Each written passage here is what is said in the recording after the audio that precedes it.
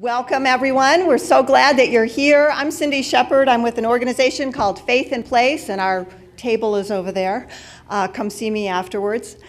But we're really excited to be able to offer this informational, educational program about a very exciting initiative in the Illinois legislature right now called the Clean Energy Jobs Act. So I'm very glad that you all came out.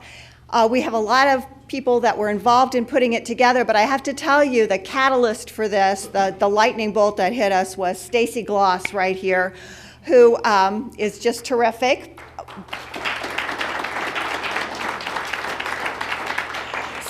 Stacy works as a research specialist for the Indoor Climate Research and Training Group at the University of Illinois here in Urbana-Champaign, and she performs field research on energy use and indoor air quality in residential buildings, which we all want really great indoor air quality in our residential buildings. She has multiple degrees in energy and sustainable development, and moved to Champaign moved to Champaign, Urbana. I know she lives in Urbana because she lives up the street from me, so that's through me. In 2014, where she works as a policy advocate for energy efficiency with the Energy Efficient, that's where she used to do.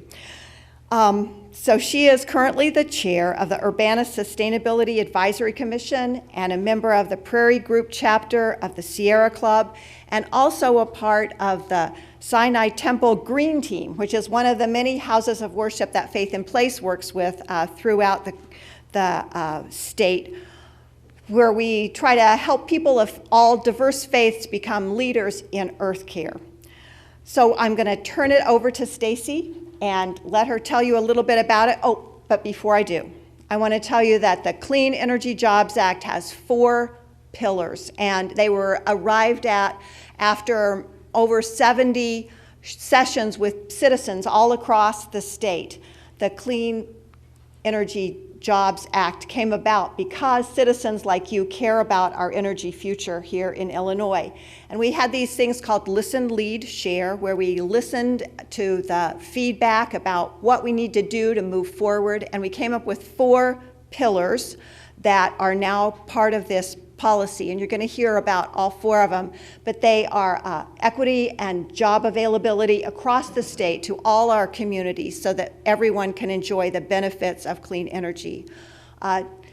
Also, the decarbonization of the energy sector by 2030, a reduction of 1 million vehicles, the equivalent of 1 million vehicles going electric, and finally, a path to 100% renewable energy by 2050. And all those things are really exciting. All of them are important. And I'm so glad that you're here to learn about them. Stacy.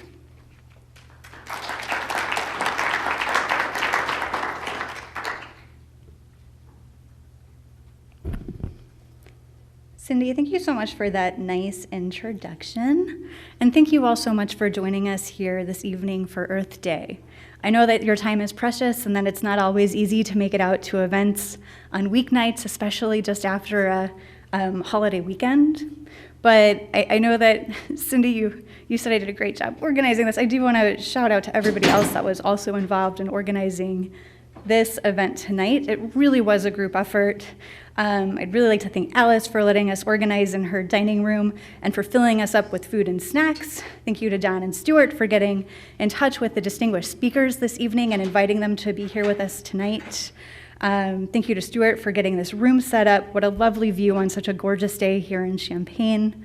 Thanks to Amanda for making flyers and Facebook pages and keeping us organized during meetings, and to Lois for outreach to organizations for tabling, and Kate at CUB for creating our press releases. And again, thank you to Cindy for meeting with me to help moderate tonight's event. Cindy, you really do make environmental organizing look easy and effortless. And I know it is not. So please, everybody, join me in giving a round of applause to everybody here that actually helped bring tonight's event together in under a month.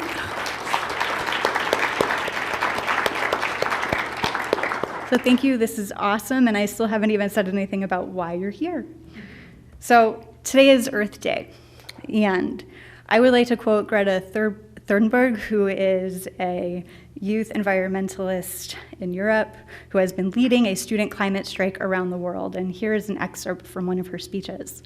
"We are at a time in history where everyone with any insight of the climate crisis that threatens our civilization and the entire biosphere must speak out in clear language, no matter how uncomfortable and unprofitable it may be. We must change almost everything in our current societies. The bigger your carbon footprint, the bigger your moral duty. The bigger your platform, the bigger your responsibility. Adults keep saying we owe it to the young people to give them hope. But I don't want your hope. I don't want you to be hopeful. I want you to panic. I want you to feel the fear that I feel every day, and I want you to act. I want you to act as if you were in a crisis. I want you to act as if our house is on fire, because our house is on fire." And so I ask, and the reason you're here tonight as well, is how are we taking action on climate change in Illinois, in our own communities, and in our state? In 2016, Illinois passed groundbreaking legislation for clean energy called the Future Energy Jobs Act. We learned about the Future Energy Jobs Act in this room, I think it was 2 years ago, where we had a panel on that legislation.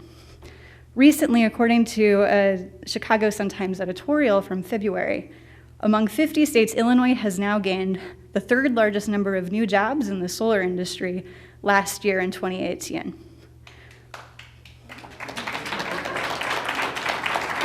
$1,308 solar jobs in Illinois. That's incredible. It's proof that the 2-year-old Future Energy Jobs Act is working. There's been a lot of progress for solar and wind in the state. But to make it to 25% renewable energy by 2025, it looks like we might not meet our goals. That percentage that we could meet looks like it could be 7% instead of 25%. And our state needs to invest much more in our communities and in businesses for renewable energy. We need to strengthen existing laws and make new ones that incentivize renewable energy around our state. And so tonight we learn about CEJA, the Clean Energy Jobs Act. The Clean Energy Jobs Act seeks to expand on and address shortcomings in the 2016 Future Energy Jobs Act. It is a bold and aggressive vision that pushes our state to 100% renewables by 2050.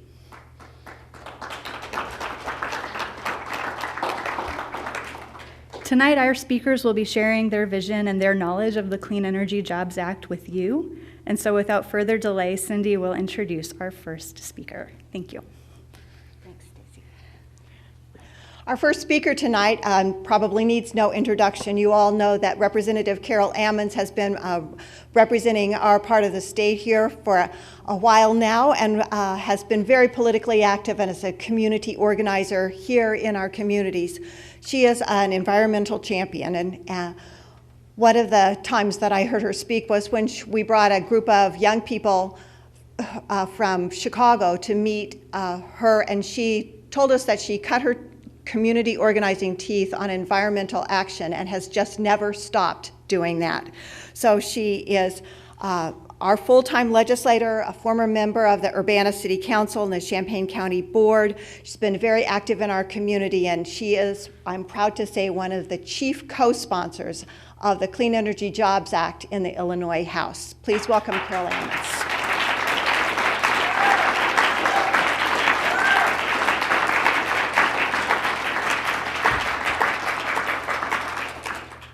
Oh, that's interesting. I had it upside down. Well, happy Earth Day. I am very excited to be here with you all. I do have notes that I wrote, hopefully. But it doesn't always work when you, I mean, literally, I just had it. I think Scott did something to my computer. But I am certainly happy to be a part of this movement. I'll just kind of veer just a second from my notes. My husband and I started organizing around what we learned was environmental racism. And we had some excellent professors here at the University of Illinois who educated us about what that is, because we didn't know. Even though we were walking our communities and looking at these things every day, we really just didn't know what they were and what to call them, and even how to fix them.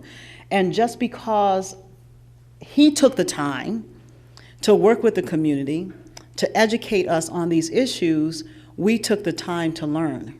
And so on today, I'm so proud, to be from Champaign-Urbana, and I say this everywhere, so I'm not just saying it because you guys are here, but I'm also proud of the work that we do to lead on efforts from the heart of the state that really ripples all across this state, but also across the country. We do blaze trails right from Central Illinois, and so I am honored just to be a part of this community. I've been so moved by the organizing of young people that I've watched over the last several weeks. The efforts and organizers of students, Black, white, Latino, Native American students, Asian students, who've been brought together around this idea of climate change and fossil-free campaigns. And that's been inspiring to me, to see them demand that the adults, that the politicians, that the organizers and the business community respond to this as a crisis as it truly is. These young people are standing up and demanding that elected leaders, from mayors to Congress, move toward a 100% renewable energy economy and are leading the effort to save our planet. That's what they're doing. They're leading the effort to save our planet, and I'm proud to be a part and a partner in the effort. And I'm excited about the part that we get to play here in the General Assembly. Scott and I have been literally partners in this process of passing 2 years ago the first bill, and now to be a partner in passing this bill is going to be extremely important. Why is this important? Because I think last summer I sat with some people from Springfield around the clean energy bill that we passed, and they were excited about the clean energy bill and the job creation aspects of the bill. And so I said to them, so what organization in Champaign-Urbana is going to be the lead organization to make sure that those clean energy jobs gets to Champaign-Urbana? And she said, well, they put it in Springfield, and they're working on it, but it's a small pilot. I said, that doesn't work for me. We must have access to clean energy jobs. And so this bill is going to make sure that that's corrected and that we don't leave communities like ours out. A lot of that, yes, a lot of that. I'm certainly happy for Cook County. A lot of those training and jobs went there. There's a lot of people there. But it doesn't mean that that should not come to Central and Southern Illinois. And so the Clean Jobs Workforce Hub Act, which I'm excited about, that workforce is going to bring, I believe, a level of equality and access to communities that may not be thinking about this as a path towards a way to take care of their families.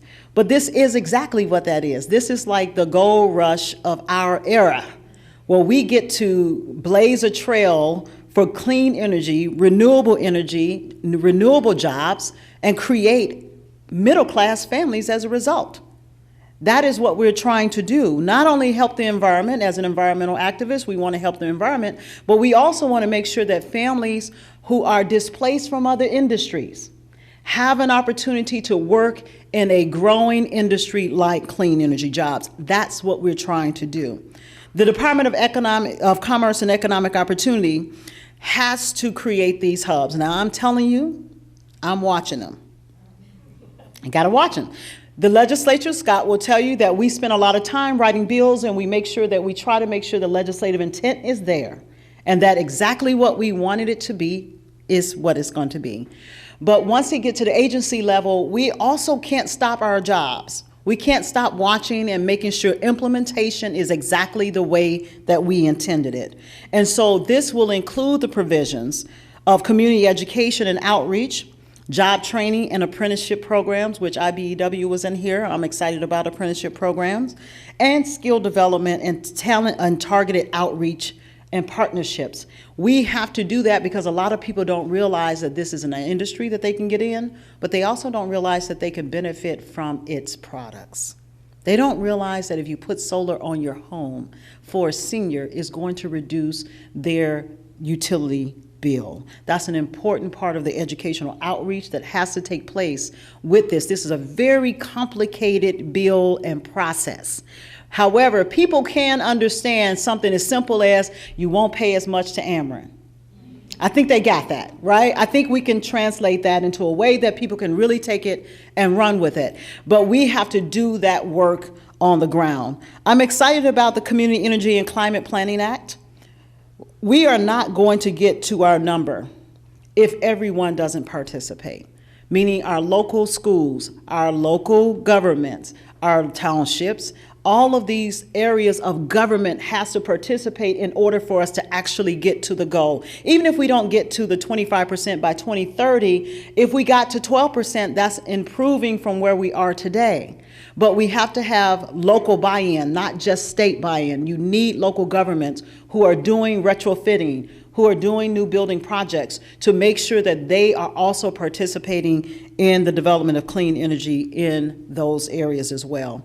The Clean Energy Empowerment Zone Act, which is new, the bill requires DCEO to develop and implement strategic initiatives to provide for a just transition to 100% renewable energy use in Illinois.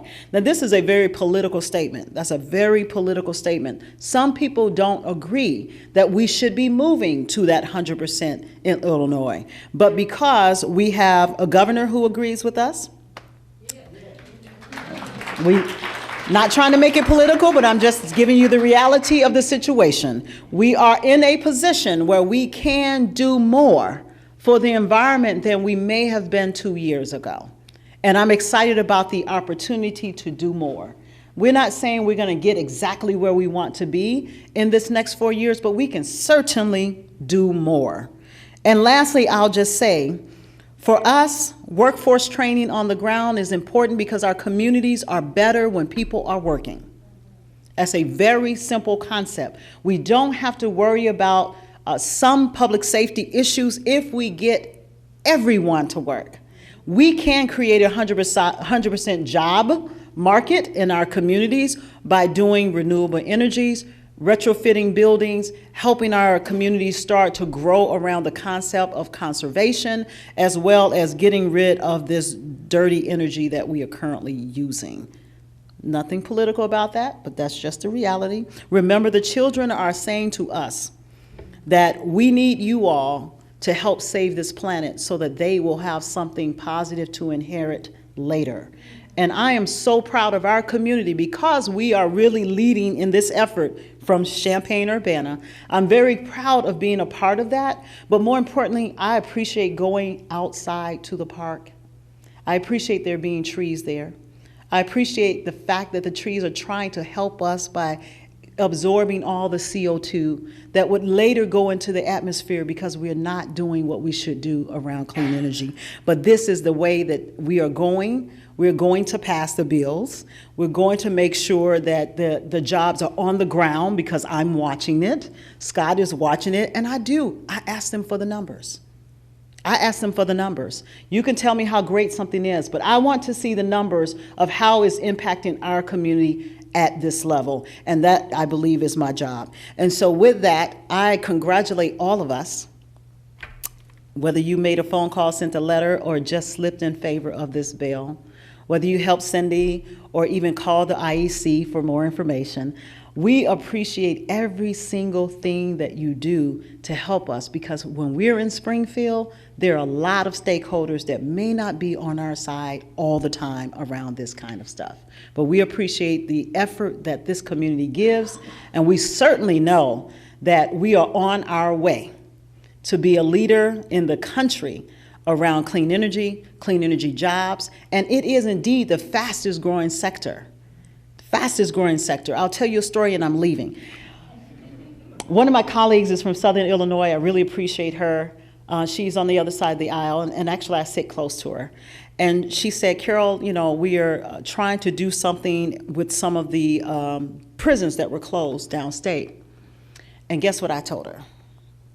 I said, why don't we make solar panels? I said, why don't we make wind turbines? Why don't we put people in the smaller communities to work like we're trying to do in Champaign-Urbana and get them out of these industries that are not profitable to the human spirit or the planet?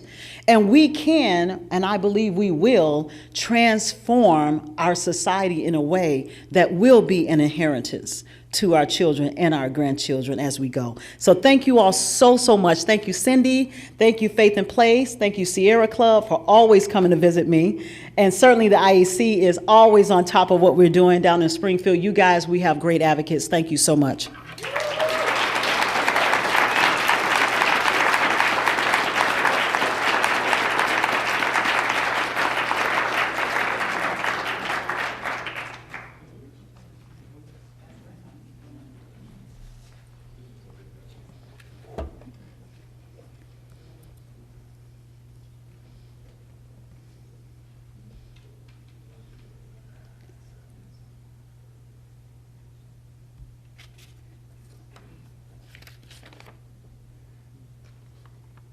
All right, thank you, Carol. Our next speaker is Carrie Shepherd, who is the Policy Director at the Illinois Environmental Council, where he works with IEC's partner organizations on issues such as designing environmentally friendly energy laws and overseeing regulatory implementation of Illinois energy policy, such as the Future Energy Job Act. As a Chicago native, Carrie is also an alumni of the city's public school system. During his time at the University of Illinois, Carrie worked on campaigns such as President Obama's re-election team and with the Sierra Club's advocacy for change in Illinois coal policy. After college, he attended the University of Chicago Law School, where he spent 2 years litigating for environmental protection cases at the Abrams Environmental Law Clinic. Carrie has also served in the Chicago Mayor's office and seasonally teaches a class on formal logic. Welcome, Carrie. When you come on up.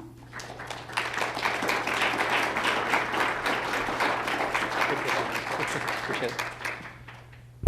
Well, I don't think I'm going to do better than our last speaker. Thanks again to Representative Ammons, so I won't make a fool of myself by trying to do so. But thank you, everybody, again, for coming out this evening. It's great to have you here talking about clean energy. I'm really excited about the direction that our state is going right now, and I hope that we can all be a part of the conversation to help move the Clean Energy Jobs Act forward in Springfield. So I'm going to be talking today a little bit about one of the pillars for the Illinois Clean Jobs Coalition, which is the 100% renewable energy goal.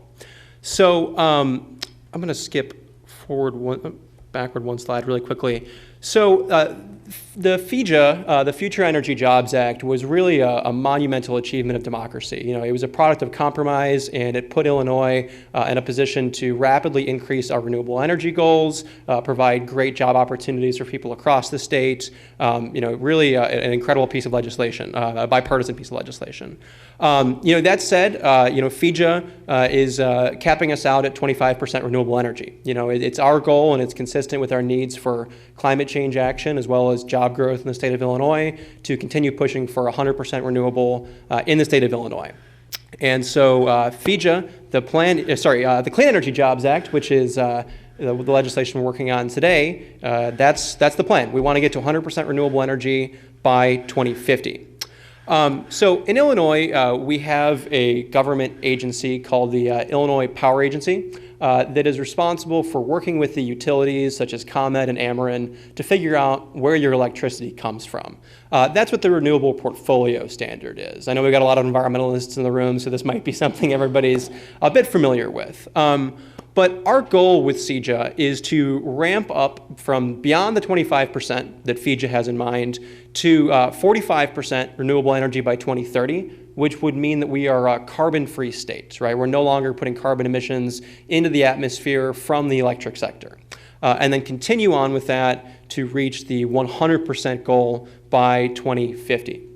Now, how do we do that exactly? Well, there's two components to it. One of which is we make a requirement for utilities as far as where their energy is coming from, right? That percentage is continuing to go on. And the other is through the use of renewable energy credits to incentivize the growth of clean energy, renewable energy businesses, such as wind and solar development, right?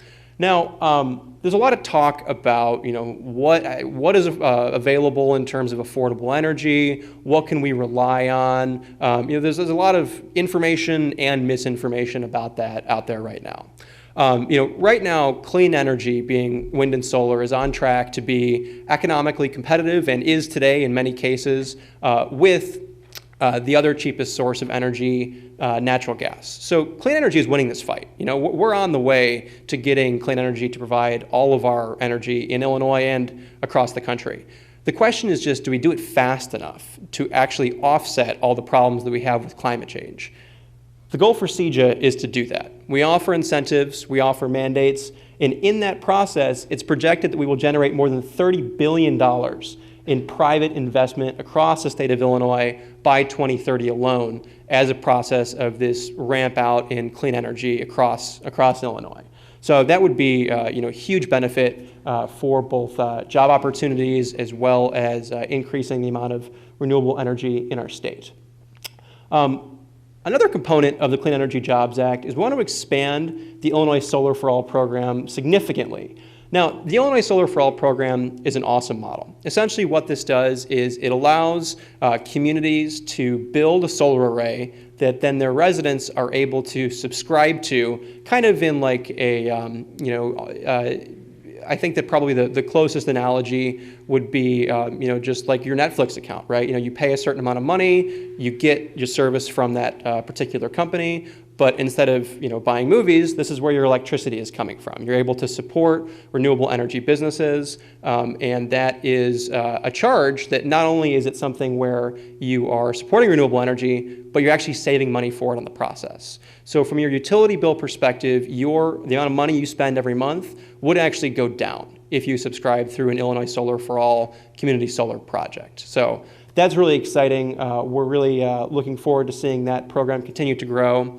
We hope to make that a big part of what the Clean Energy Jobs Act offers people is not just the benefits in terms of the environment being better off from renewable energy, but also it turns out that consumers can be better off. You can actually see your costs go down if these programs are designed properly.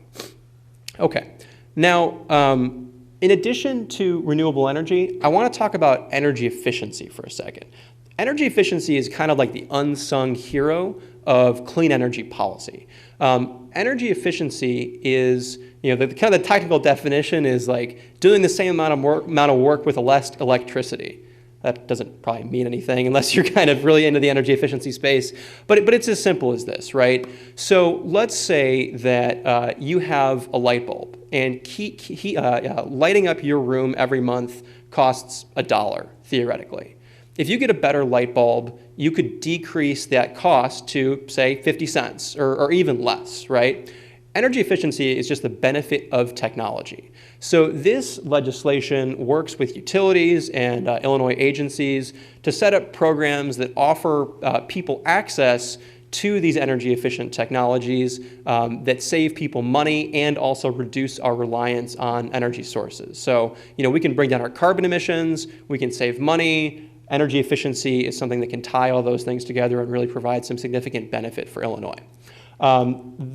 Something else exciting about the Clean Energy Jobs Act in the Energy Efficiency Department is we want to bring these goals to gas utilities as well. We want to make sure that the power that's heating your home, if you have a home that's powered by natural gas, is also being used in the most efficient way possible, saving you money, reducing our emissions, and also reducing the amount of money that you guys all pay in order to keep up the infrastructure for the transmission for this stuff. Because the less of it we use, the less money we're putting into pipe upgrades or power line upgrades.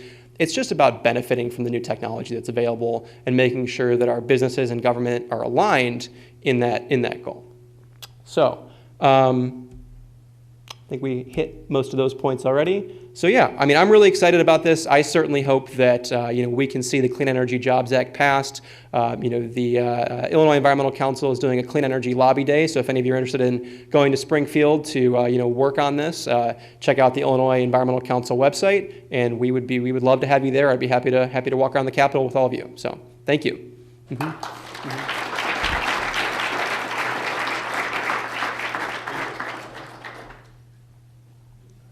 Thank you, Carrie. The Environmental Advocacy Day is May the 9th, which is a Thursday, and I have some slips over on my table I'd be happy to send home with you so you can sign up and come with us. It's going to be wonderful, and we're taking a bus. Do you get to take a bus, Carrie? I hope I get to take a bus. We have buses coming from all over the state. I'll be probably coming from Chicago. There is a bus coming from Champaign too, correct? There's definitely a bus coming from Champaign, and we have the best snacks, I'll just tell you that. Our next speaker is also familiar to you all, Senator Scott Bennett. Grew up in Gibson City, as you know, has a BA in history, and then got his law degree from the Illinois College of Law. He was a former state's attorney for Champaign and McLean counties, and sometimes I call him President Bennett because he's president of my Rotary Club.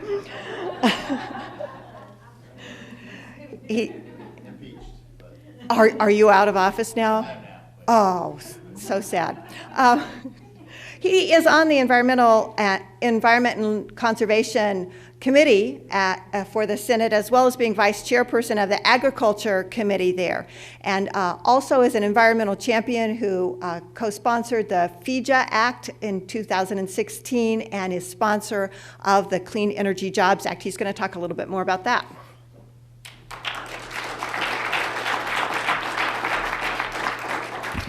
Cindy is too kind.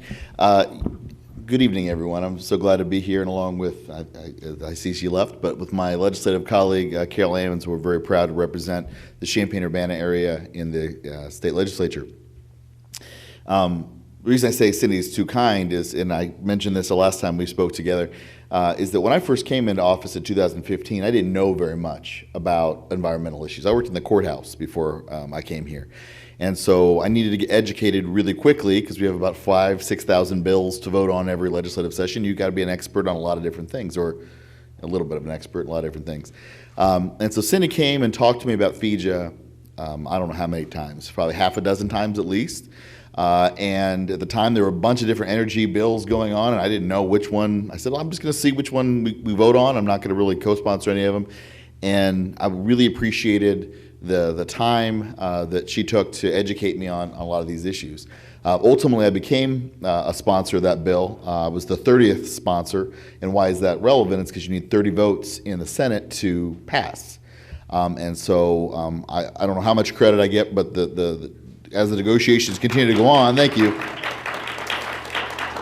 it showed that the Future Energy Jobs Act, of all the different energy bills that were competing that year for attention, that one had enough support to pass.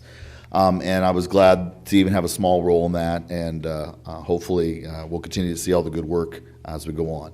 Now we have CEJA, which is obviously the next step in this process. And I've been asked to talk a little bit about the decarbonization of the power grid. An important, Carrie had the statistics up here.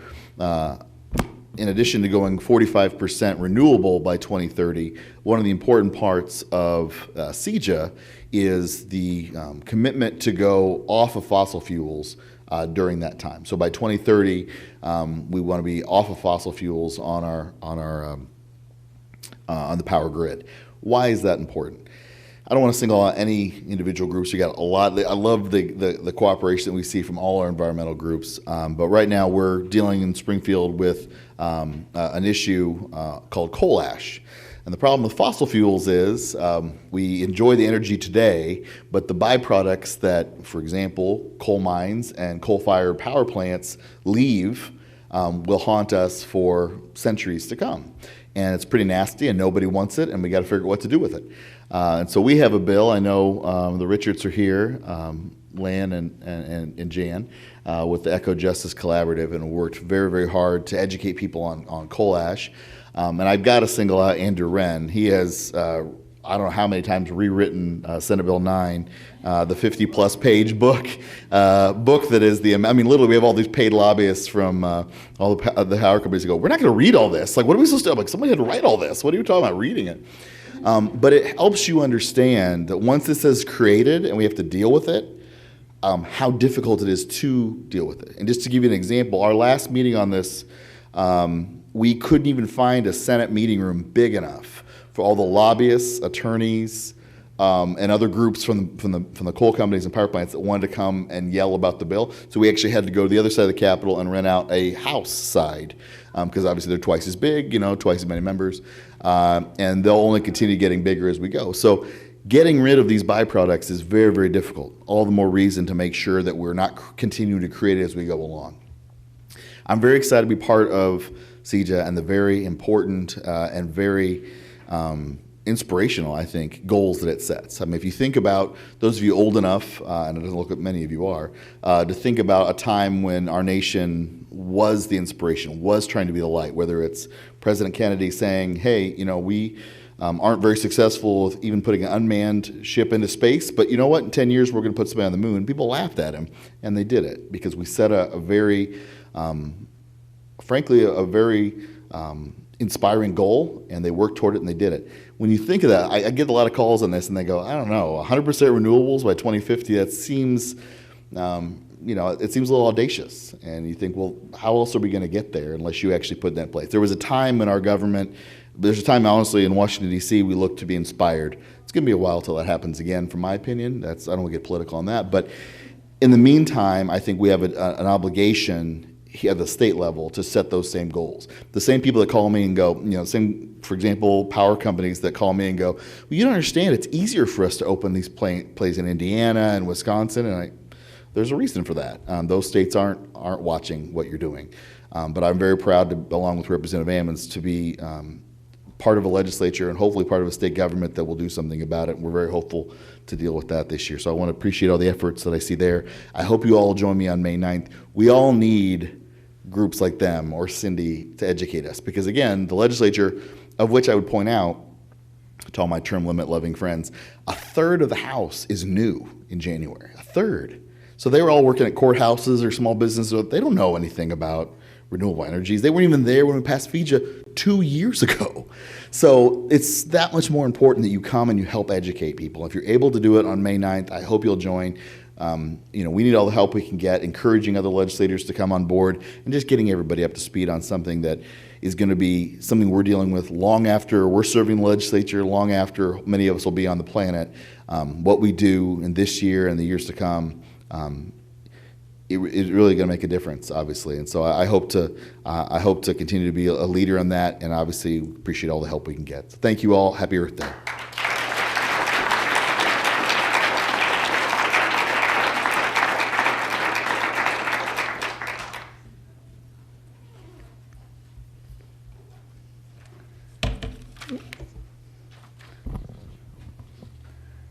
All right, our next speaker tonight, thank you, by the way, Mr. Bennett. Our next speaker tonight is Kate York, who works for the Citizens Utility Board as a Sustainable Communities Liaison, which takes her all over to the state to engage individuals and groups on consumer issues related to clean, affordable energy. Prior to joining CUB, Kate worked for Franklin Energy, an implementer of several utility energy efficiency programs in the state. She is from Pasadena, California, and has a bachelor's degree in history from Cal State University in Los Angeles. And she will be talking about the role the transportation sector plays with the clean energy jobs. And I want to get her presentation up here for you.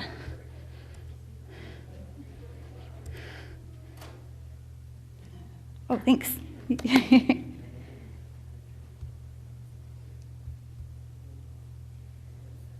That one? Okay.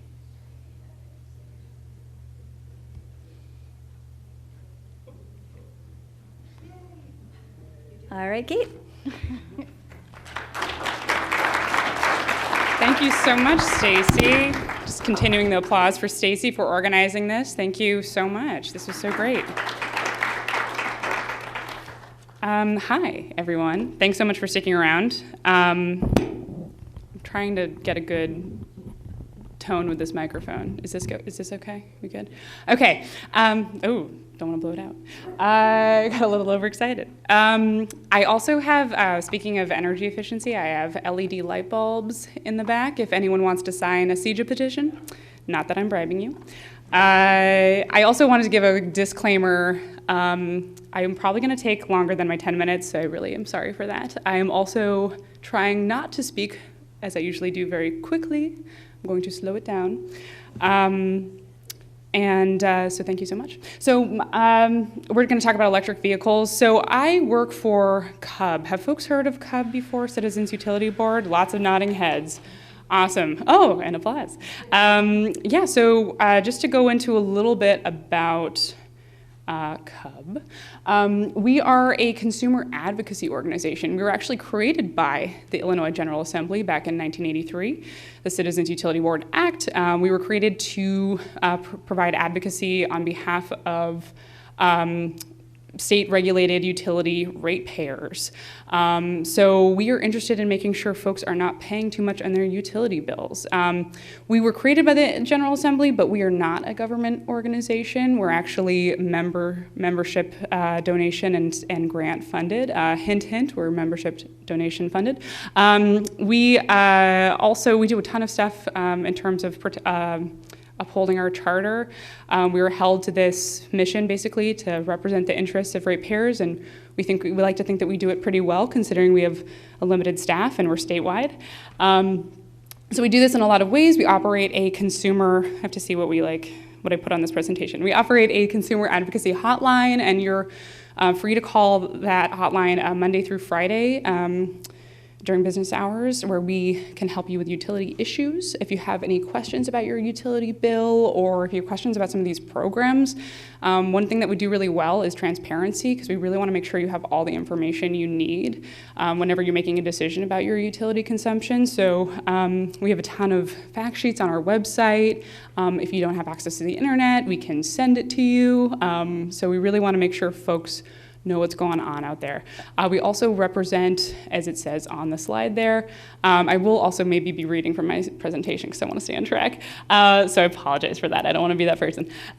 We do represent consumer interest in regulatory matters before the ICC. So when a utility wants to impose a rate hike, we look at that and see, is this going to place an undue burden on utility customers? And as a result, we have saved more than $20 billion since we started, all in challenging rate hikes, securing rate reductions, refunds. We go out throughout the state and talk to folks about saving on their bills. And so it's a lot of work, but we love doing it. You might notice in all of the things that we do, environmental issues is not hypothetically one of them. But as I think it's become pretty clear this evening, clean energy is affordable energy. And so if we're interested in lowering utility ratepayer bills, we really want to be in on this. We want to make sure that we are taking the steps necessary so that bills go down, they don't go up. And it becomes really clear when it comes to electric vehicle policy that we're really at a crossroads here, where rates could go really high if we build a ton of infrastructure to accommodate electric vehicles, or we could actually save money if we apply really skillful strategic policy like in CEJA. We could actually be looking at substantial savings. So that's another thing that we do, is we develop clean energy policy at CUB. And so I'm going to be talking about tonight, we've written 2 white papers on the subject, and I have printed copies if anyone wants to pick one up. They're pretty substantial, so it's not exactly bedtime reading, but unless you're just really into this stuff. But it kind of goes into some of these more, goes into really the nuts and bolts of what I'm going to talk about, because it's going to be a lot of vague statements that aren't substantiated by data. So here's the data. So we kind of had charts like this when we were doing the Listen, Lead, Share sessions back in the fall, just to kind of, this is updated with 2019 numbers in terms of the energy mix in the state. So just to kind of give us an idea, I just wanted to kind of preface talking about electric vehicles by talking about where we get our electricity right now, because while electric vehicles substantially reduce the amount of greenhouse gas emissions as a car consumer, you're still contributing to greenhouse gas emissions if you have an electric vehicle, because our energy mix is, pretty substantially greenhouse, carbon, what am I trying to say? Not funded. What's that? Intensive. There we go. Smart. So it's extremely carbon intensive. So we really, all these policies go in hand. What Carrie was talking about with renewable energy, we need to be doing this all at once, really to ensure that we bring down our emissions profile. So, and there's coal-fired and natural gas-fired account for 40% right now of the energy mix for electricity. So talking a little bit about kind of the state of things in Illinois. Transportation sector is the largest source of carbon emissions in Illinois. Electrified trucks, cars, and buses could increase overall electricity usage 38%. So basically what all that means is we're going to be putting a big, we're going to be drawing a lot from the grid as we ramp up EV production, or not production, but EV consumption in the state. And so, and as we expand utility infrastructure to accommodate that, we're going to be really, straining our grid resources. And so, if we don't do this in a strategic way, it's gonna cause problems, right? We're going to have to possibly even have higher greenhouse gas emissions in order to accommodate that load. So.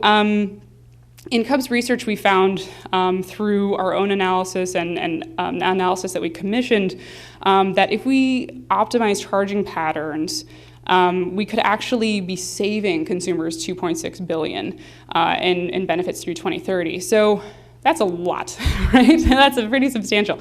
So there's kind of citing my sources a little bit. So going into kind of charging itself, we're going to be seeing EVs ramp up, right? The costs are going down. Fuel cost is much cheaper than gas-powered vehicles.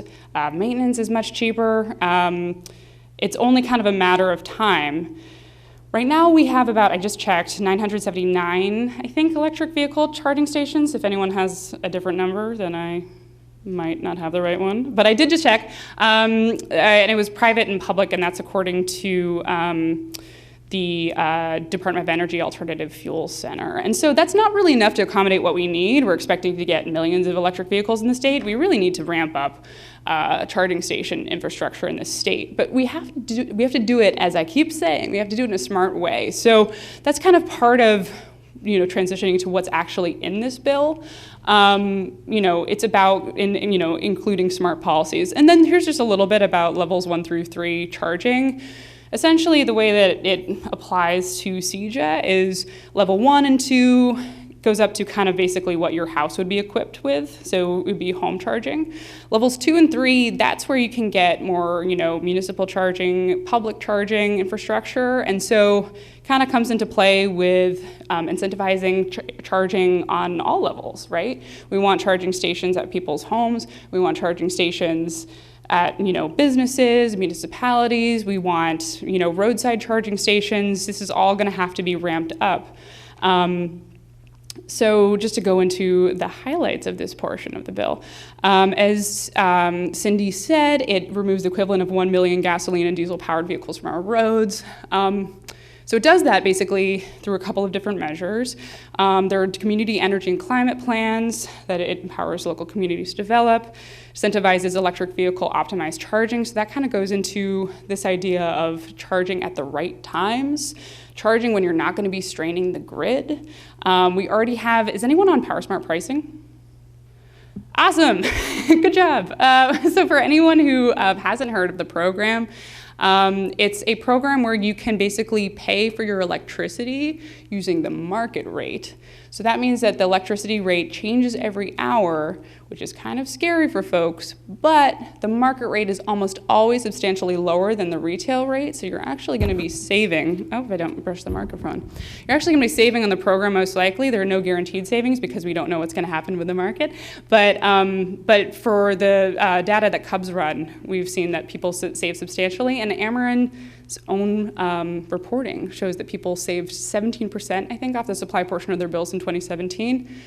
Basically, what that all means is that if we develop programs like those that incentivize folks to use electricity when demand is low, it's not going to strain the grid. So if we are going to ramp up charging in the state, we also want to do it hand in hand with programs that incentivize folks to not strain the grid, to charge their vehicles at non-peak hours. And so that's kind of part of the legislation. It also creates, and I think Representative Amons really enunciated this really, or articulated this really effectively, you know, we have a lot of EVs in the state already. I think this might be on a future slide that I have here. But I think we have around 15,000 registered electric vehicles in the state right now. But who owns those vehicles, right? I mean, are these vehicles that are like, have equitable access to all folks of all types of socioeconomic levels throughout the state? Right. So there really need to be policies that actually make a concerted effort to address these systemic inequalities, especially in environmental justice communities and low-income communities. So that's part of what's involved in the EV Access for All program that this legislation creates. It also supports low-income electric vehicle car sharing and last-mile electric shuttles. Again, there's such a disproportionate access to public transportation for folks, of moderate income versus low income in the state. I mean, I know that that's absolutely true in Chicago and across the state. It's really a problem, and so this is a means of trying to compensate for that, right? Trying to acknowledge that there is a disproportionate access to public transportation, and electrification of transportation can help bridge that gap. Enough transportation metaphors. So just to kind of go into the rebates, again, these are rebates for creating charging infrastructure. And so they kind of go hand in hand with these time of use hourly rates, managed charging. So it's contingent upon people who want to get a charging station built enrolling in these programs so that they're charging effectively, right? So there are residential rebates, 60% of installation costs for medium to high income, and then 90% for low income. So there's a substantially higher benefit for if you are if you're a resident who is of low income. 90% of the cost is paid for in rebates. 50% for level 2 and 3 charging for multifamily. So going back to the charging levels, basically means more rapid charging for multifamily units, right? Because you have more people living in the building, so you want people to be able to charge their vehicles at a faster pace. There are commercial rebates, just to kind of, again, ramping up electric vehicle charging infrastructure for fleet vehicles, for folks bringing their vehicle to work, all really, really important components. And then going into Access for All just really quickly, so it's designed, as I said, to provide, not equal access, but to provide access to electric vehicles for residents of environmental justice and low-income communities. And so that's through creating a car sharing program that allows residents to use electric vehicles owned by municipalities, other parties for commutes. So it's just a real push to ensure that these beneficial effects of clean energy legislation apply to all. And it also dedicates municipal funding to prioritize the Access for All program. The last mile commutes, kind of building off what I already discussed, it just creates basically that last mile of a commute, that's often not accounted for in transit infrastructure, creates electrified scooters and bicycle and shuttles, and also EV sharing for that. And then, which of course opens up populations to more employment opportunities, as many know. I do want to just touch on a couple of things. So again, Power Smart pricing, if you're not on it, I'd love to talk to you about it. I also would love to talk to you about any issue you have with utility policy or electric vehicles. I have my information on the slide. I also have cards I can give you. So that's just one component. I also wanted to touch on the Driving America Forward Act, which is that policy right now before the federal government to try to expand those tax credits, because as I'm sure many are familiar, there was legislation, I think 2009, I want to say, was passed to offer a $7,500 tax credit to folks who are buying electric vehicles, but a lot of manufacturers have exhausted the cap on that, and so this is legislation that would expand that. So if you want to get involved on the federal level. There's just information about if you are interested in getting an EV as well. Yeah, I also just kind of wanted to end. So, you know, Carrie touched on this, spoke very eloquently about this. You know, energy efficiency, clean energy, you know, these are all things that can save people money, right? I mean, energy efficiency, I think Jen always says every $1 spent on energy efficiency programs, $3 are saved or something like that. Yeah, it's pretty overwhelming. You know, and solar energy, you know, if you have solar panels, that's gonna lower your electric bill substantially. Electric vehicles, you know, if we do this right, you know, really have the potential to save tremendously, you know, as a state. And so it's just really exciting to be part of this fight, you know, and it is a fight. I mean, this isn't law, right? This is something that's proposed. So as you've heard repeatedly, get involved, come to Environmental Advocacy Day on the 9th, you know, follow the Illinois Clean Jobs Coalition, it's IllinoisILCleanjobs.org. Follow them on Twitter, follow the organizations here on Twitter, you know, see what's going on and stay tuned because this stuff really requires immense amount of support and work. So I think that touches everything. Thank you so much for your time, I appreciate it.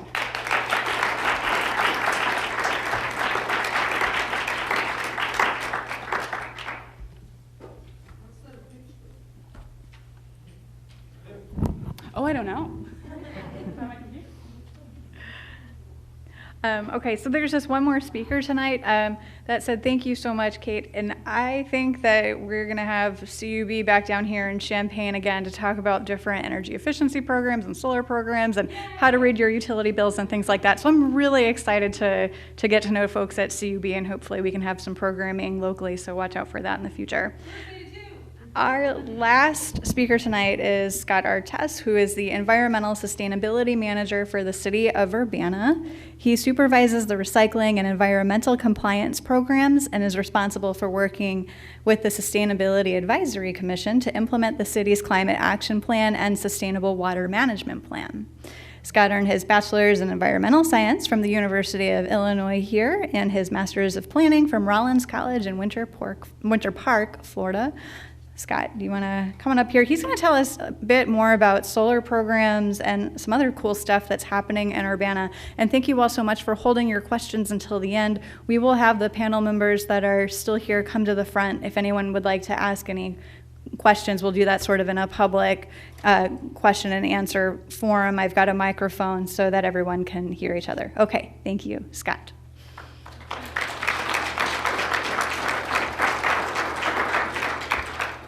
Thank you, Stacy, and thanks to the other organizers that put on this event. I'm here to talk about solar, a couple things that the city of Urbana is working on, but I want to digress for just one moment.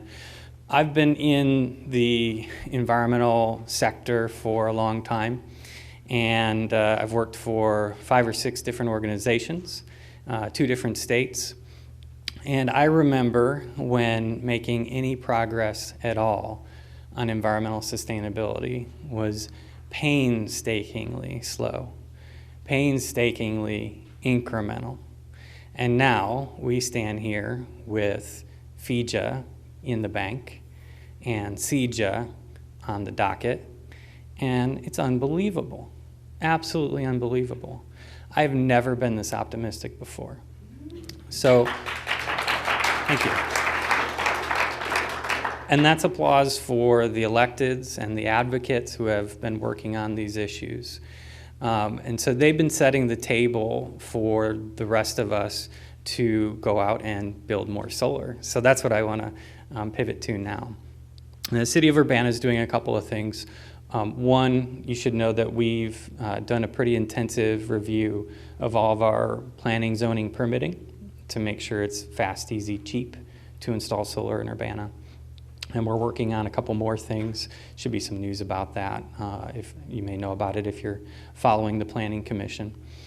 We are also working through the incentives with FEJA on a landfill solar development. So what we're hoping to accomplish is to turn a piece of blighted property, a brownfield, a liability, into a bright field, an asset. So we have this closed landfill that the city owns. Most of it, we're just mowing the lawn. It's just a liability, and it has, whatever was put in it for 40 years or whatever it was there that we are entombing and hoping it doesn't move. But we're going to convert this into, or leverage it into 2 to 6 megawatts of solar. So we'll be working through the application period for the Solar for All program, and we're hopeful that our application will be selected. Sooner or later, we're going to get solar built on this landfill. It's just a question of which incentive we're going to be able to take advantage of. The last thing that I want to talk about and spend more time on is our 4th year of our Solar Urbana Champaign program. Thank you. Award-winning Solar Urbana Champaign program. So this is a project we do community-wide. We started out with all of Champaign County and everything inside of it being our market area. And we've expanded last year to Piatt County as well, because we had a lot of folks in Monticello and other places in Piatt County asking us for participation in this program.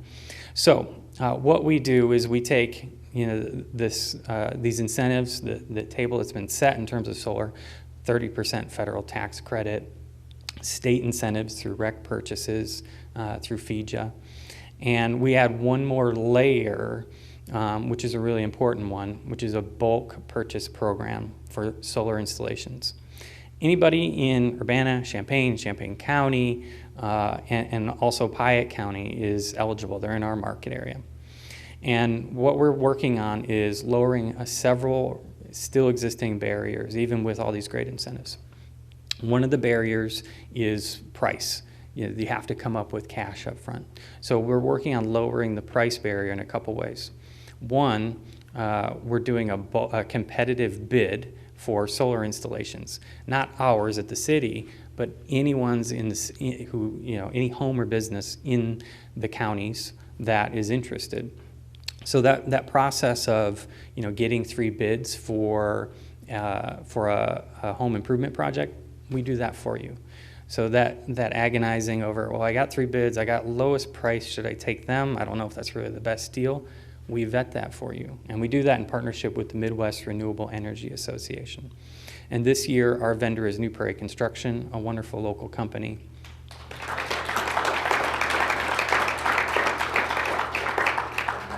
And we've worked with them before. We're happy to work with them again. It's going to be a great year. The second thing we do is the structure of the program with our vendor, New Prairie, is a bulk purchase program that has tiered discounts based on volume. So what that means is the more of you who sign a contract in our little window, 6-month window for a new solar installation, the more of you who sign a contract, the lower the price goes. So you're interested in solar, okay, great, the price is good enough for me, I'll go for it, but I can lower the price even more on my installation if I get my neighbors to do the same, and somebody else on the other side of town, and somebody else on the other side of the county, and we get those tiered price discounts. So we're lowering the price in 2 ways. That just moves a lot of projects that are on the edge. Oh, gee, should I, shouldn't I? I want to do it, but I don't know if I want to spend that much money. If we can just lower the price a little bit, we get more folks who can get involved. And this is commercial and residential, both types of installations.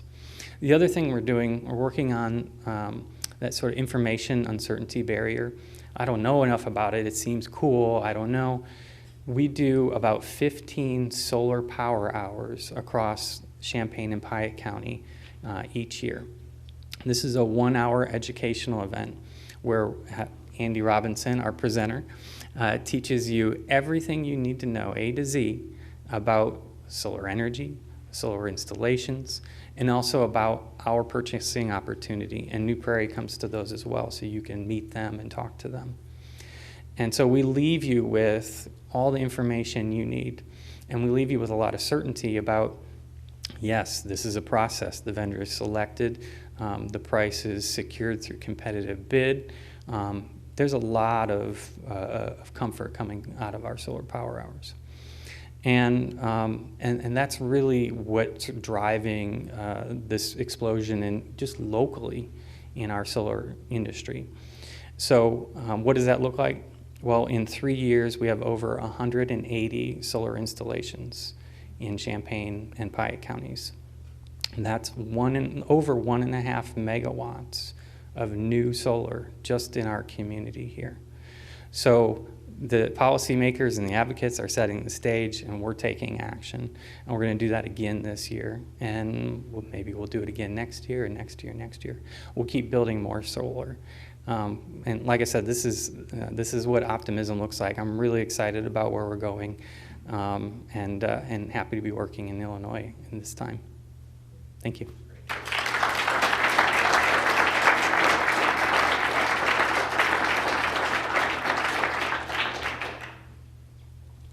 We'd like to have the presenters come up and maybe have a seat at the table. If you have questions for them, that would be awesome. We have a microphone for you.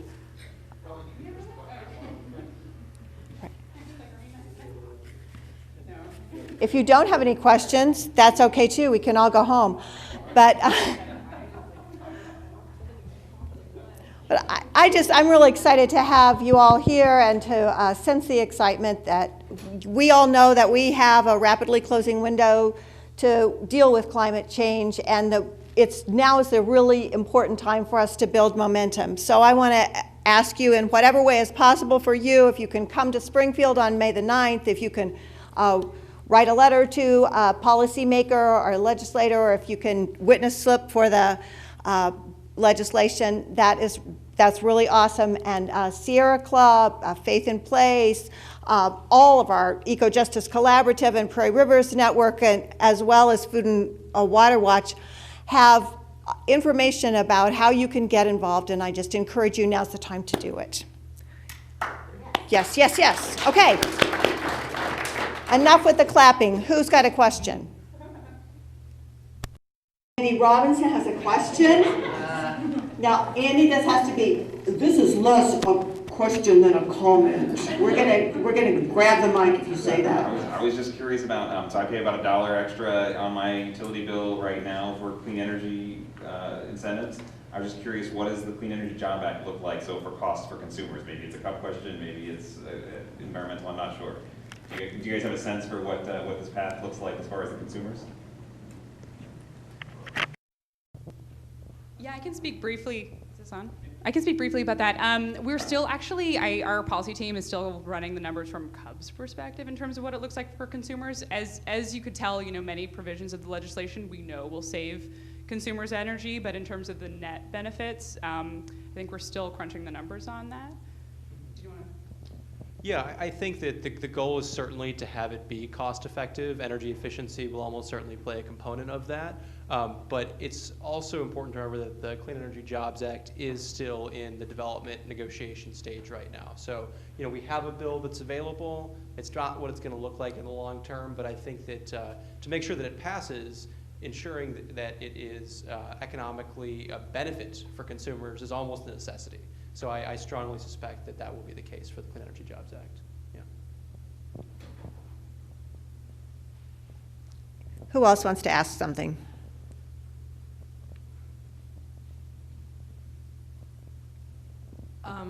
I'm all for this clean energy. I'm also all for the Green New Deal. And I'm wondering how you all are thinking of collaborating and supporting that legislation and that project, because ultimately I think it's going to require, we have to do some radical change very quickly, otherwise there's no hope.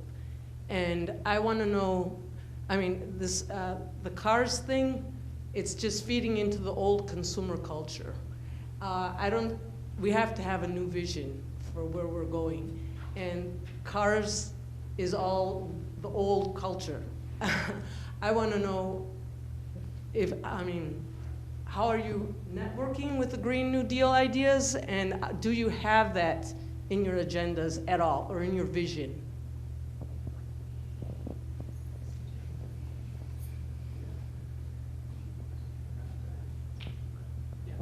Yeah, thank you very much for the question. So I think that most people in the environmental community are really excited about the Green New Deal and the possibility that it contains. I don't know that we expect the president currently in office to sign it. And so the hope is that we can put out great statewide policy that puts us on track to meet our goals for climate change mitigation. And when the Green New Deal does pass, it will be in a format that we can work together.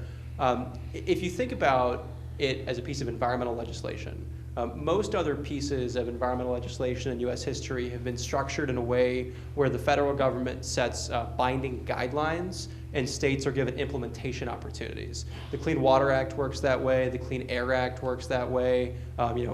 There's a number of examples that follow that description. So we don't know exactly how the Green New Deal is going to be structured yet, but there are certainly ways in which you could have mandates for statewide reductions, coupled by funding availability and policy incentives in a way where, when it passes, it could very easily align with the Clean Energy Jobs Act. And frankly, I think it would be unlikely for the federal government to pass a bill that causes real problems for states on the path to the clean energy future, because it wouldn't be as popular.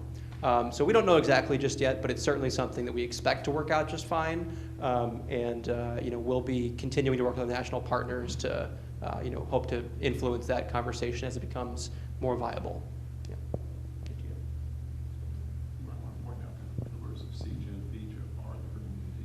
Yeah, that's a. Equality in terms of public transportation, in terms of other things as well. Yeah, that's absolutely right. Electrifying the transportation sector, cleaning up the power grid, offering job opportunities for people from all walks of life. Those are components of the Clean Energy Jobs Act. It also lines up perfectly with the Green New Deal. So all the more reason to think that those things will complement each other as opposed to contradict. Yeah. Thank you. Let's have one more question.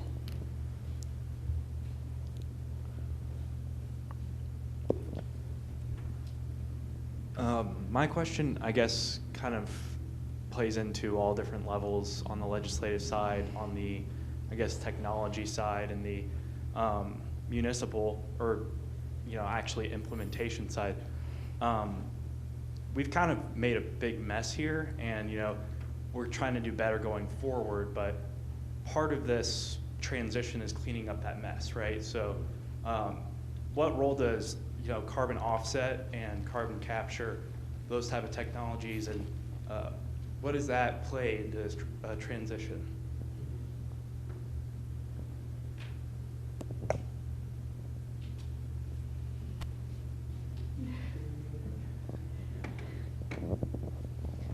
So Urbana has been doing carbon capture for decades. We're a Tree City, USA. That's old-fashioned carbon capture, and we're going to be doing more of that. I think your question is poignant, though. We have to get to zero in terms of our emissions, and we're also going to have to draw down. There's a book by that name, Drawdown, so that has a lot of the answers you may be interested in.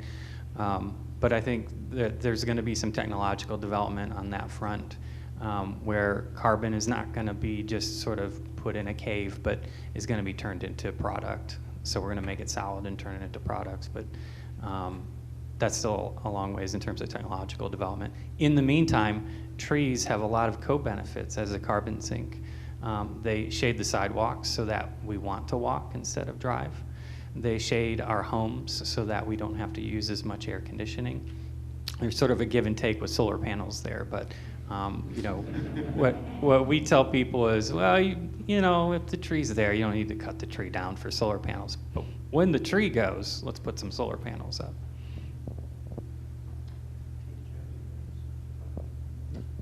Yeah, I think that's absolutely right. It's a very interesting point about trees, by the way. As an aside, I hadn't thought about that connection before.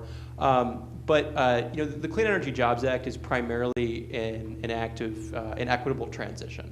Our goal is to bring us into a point where our electric sector and our transportation sector are powered by renewable energy. And in the process of doing that, we want to make sure that there are opportunities available for people across the state of Illinois. In terms of the carbon offset, ultimately the goal is to get to a point where we're not putting carbon into the atmosphere as part of the economy. So an offset or like trading strategy is not part of the Clean Energy Jobs Act. But we will see what happens on the national level with that topic. But regardless, we certainly, our goal is to keep fossil fuel in the ground and not rely on offset to make that happen, or to get to the 0 point, that is. Yeah. Thanks again for coming. This is a wonderful, expansive bill with lots of details in it. And so I encourage you to get to know it better and come speak for it. I have to say that Faith in Place works with a lot of communities in rural areas and with people like the Illinois Illinois Stewardship Alliance, which is works on land use.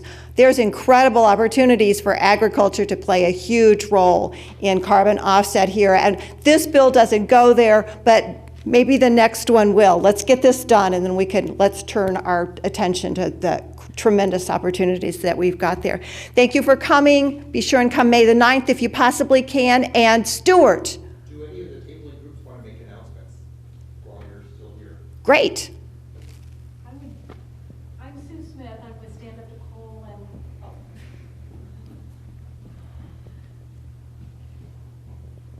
Hi. My name is Sue Smith. I'm here with Stand Up to Coal, and just to follow up on some of the comments that were made, and I think Carol Ammons talked about it, there are a lot of people around that are still not on this page. Our example is that, at the beginning of this month, the DNR just issued a permit to open up a new coal mine in southwestern Vermilion County.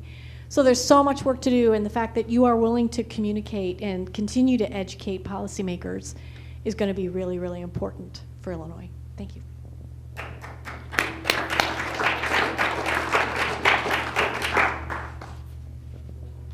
Sorry, real quick. I'm with Prairie Rivers Network, and we work on a lot of water resources issues, and one of the things we work on is help stand up to coal. And I'll make the ask because Sue didn't.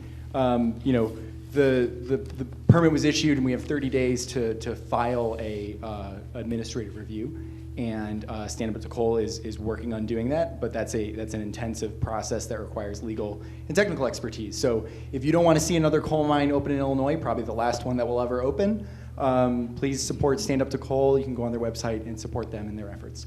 And we have, 15 days left to submit a petition for review. So. That's true. Thank you.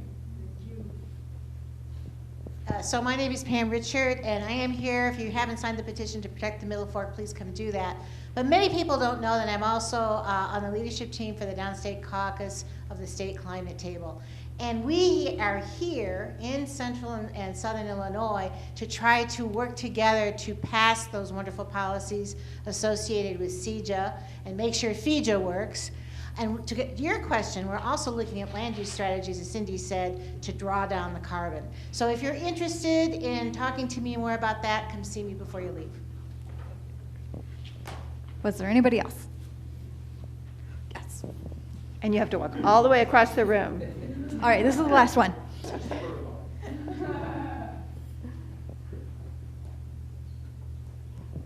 Yeah, I'm Alice Engelbretson with the Prairie Group of the Sierra Club, and we have fact sheets on the Clean Energy Jobs Bill, if anybody would like to pick up the fact sheets for a lot more information. And then you all know Cindy Shepherd with Faith in Place is going to be taking a bus. We're going to organize a bus to go on May 9th. Encourage people to do that.